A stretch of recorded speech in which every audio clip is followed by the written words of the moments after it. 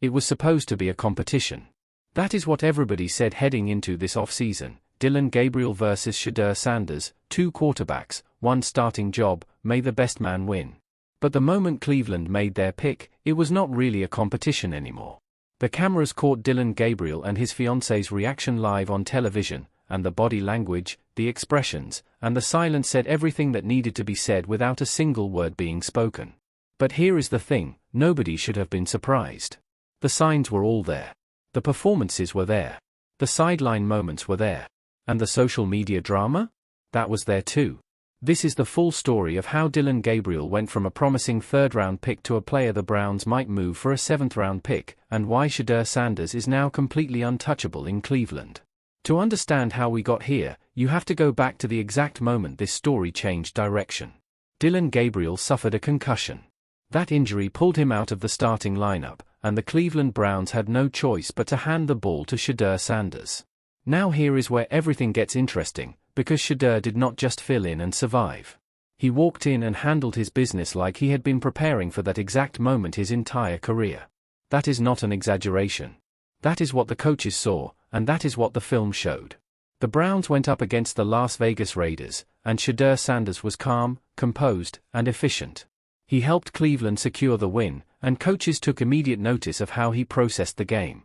The decision was made to roll with him the following week against the San Francisco 49ers. Now yes, the result in that game was rough. Cleveland lost 26-8. Shedeur finished with 149 yards, a touchdown, and absorbed some sacks along the way. It was not a perfect performance, and nobody is claiming otherwise. But here is what actually matters in that game. When it got difficult, Shedeur Sanders stayed in it. He did not shrink. He did not look lost or rattled. He went up against one of the toughest defenses in the entire NFL and kept competing from the first snap to the last. And when Gabriel cleared concussion protocol and was medically cleared to return, the Browns did not give him the starting job back. Let that sink in for a moment. He was healthy. He was available.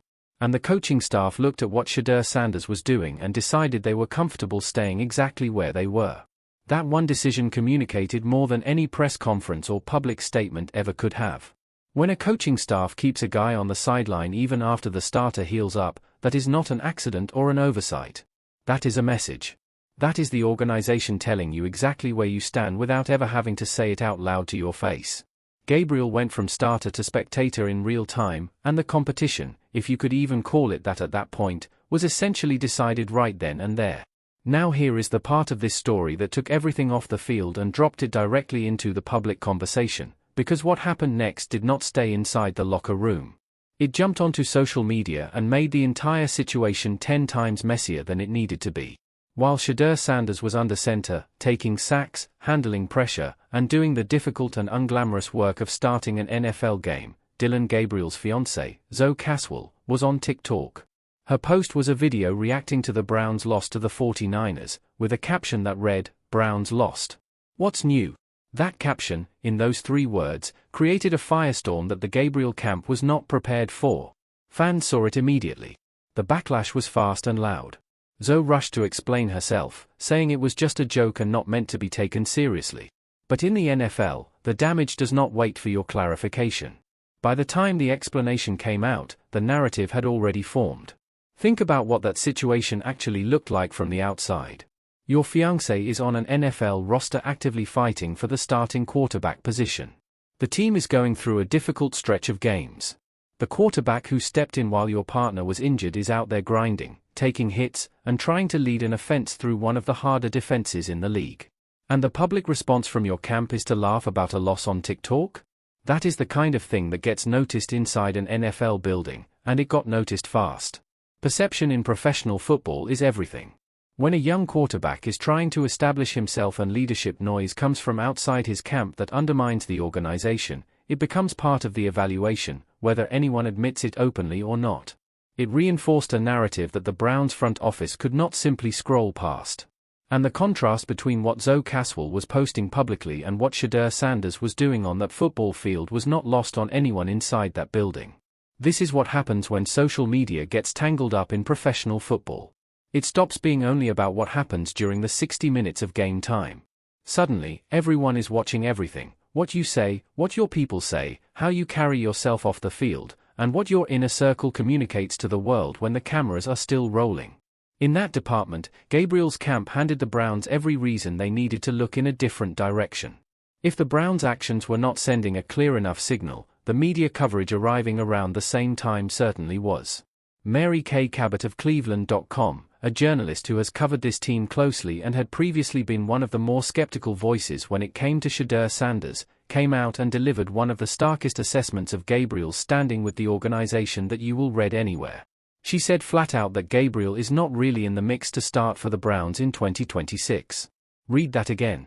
A third-round pick from just 1 year ago, a top 100 selection, is already being described publicly as not in the mix to start by one of the most plugged-in beat reporters on this team. Cabot acknowledged that the Browns still like Gabriel and believe he has upside potential.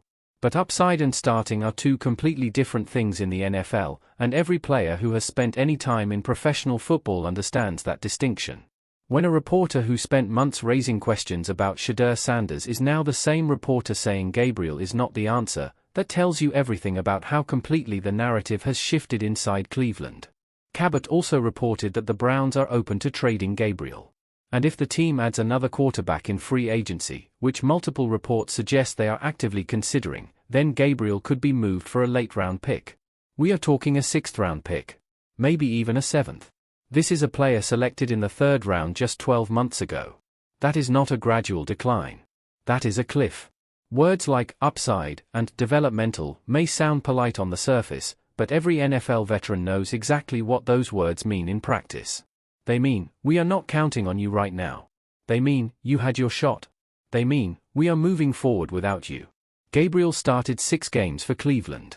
6 games where the offense needed to look dangerous, leadership needed to emerge, and confidence needed to build on itself week after week. Across those 6 starts, none of that happened consistently enough to keep the door open. The Browns saw what they needed to see, and what they saw told them to go in a different direction.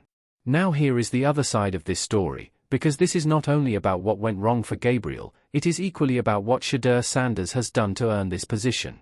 From the moment Sanders stepped into the lineup, something measurable changed in that Cleveland quarterback room. It was not loud. It was not dramatic. But it was consistent, and consistency in a young quarterback is one of the hardest things to find in this league. Sanders came in calm and prepared. He processed defenses with a maturity that coaches do not typically see from quarterbacks in their first real NFL action. Coaches trusted him. Teammates believed in him. And the offense, even in losses, had more visible energy and direction with him under center than it did before he took over. That is not a minor footnote. In the NFL, confidence travels through a huddle like electricity. When a quarterback walks in and the 10 players around him sense that this guy has a plan, that this guy sees the field, that this guy is not going to panic when the pocket collapses, that changes the entire dynamic of a game and an offense. That is what Shedeur Sanders brought to Cleveland, and the coaches recognized it from the first week he was under center.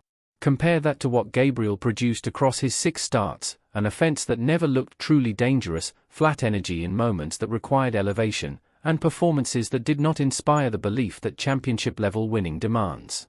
The arm talent did not consistently threaten defenses. The leadership did not consistently jump off the film. And in the moments where a quarterback has to take a game by the throat and pull his team through, those moments did not come from Gabriel.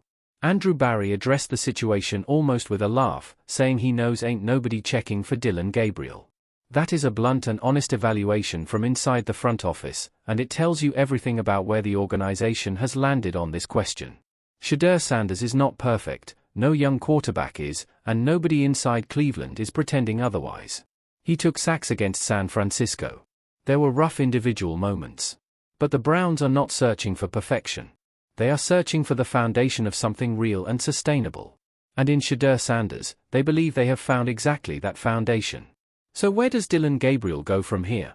Right now, the picture is not a comfortable one. The Browns are reportedly looking to add a quarterback in free agency this offseason.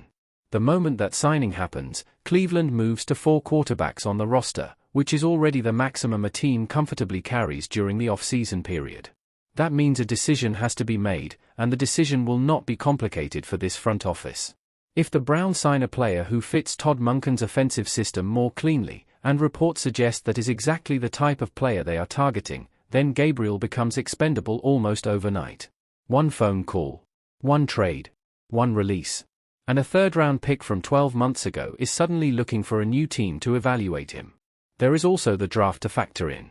Analysts and insiders are already identifying quarterbacks in the later rounds of the upcoming draft who fit the athletic profile that Monken prioritizes at the position: big arm, mobility, athleticism, the complete package.